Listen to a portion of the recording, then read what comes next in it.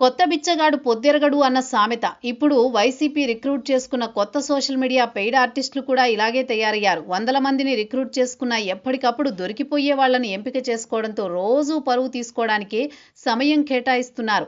అరిగిపోయిన వీడియోలు, ఫోటోలు తీసుకొచ్చి ఏపీ నాశనం అయిపోయిందని ప్రచారం చేస్తూ నవ్వుల పాలవుతున్నారు. అవన్నీ గతంలో వైరల్ అయి ఎక్కడి వీడియోలో అందరికీ తెలిసినవే. 3-4 ఏళ్ల కిందటి వీడియోలు. అవి కూడా వైరల్ అయి అప్పట్లో అందరూ చర్చించుకున్న వీడియోలను తెచ్చి ఇప్పుడు ఏపీలో జరిగిందని చెబుతున్నారు. విద్యార్థిని ముఖం మీద కారు బురద చల్లే వీడియో, యానాంలో గోతుల్లో పడిన బైక్, ఇలా చాలా పాత వీడియోలు తీసుకొచ్చి ఏపీ నాశనం చేశారంటున్నారు. చివరికి తెలంగాణ వీడియోలను ఏపీ అని ప్రచారం చేస్తూ అడ్డంగా దొరికిపోతున్నారు.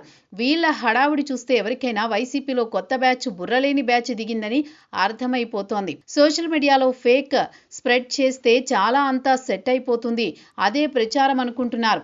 కొత్తగా ఏదైనా జరిగితే దాన్ని ఫేక్ రూపంలో నెరేటివ్ చేస్తే ఓ అర్థం ఉంటుంది. కానీ ఎప్పుడో వైరల్ అయిన వీడియోల్ని, అది కూడా ఏపీకి సంబంధం లేని వాటిని తీసుకొచ్చి వైరల్ చేస్తే ఎవరు పట్టించుకుంటారు?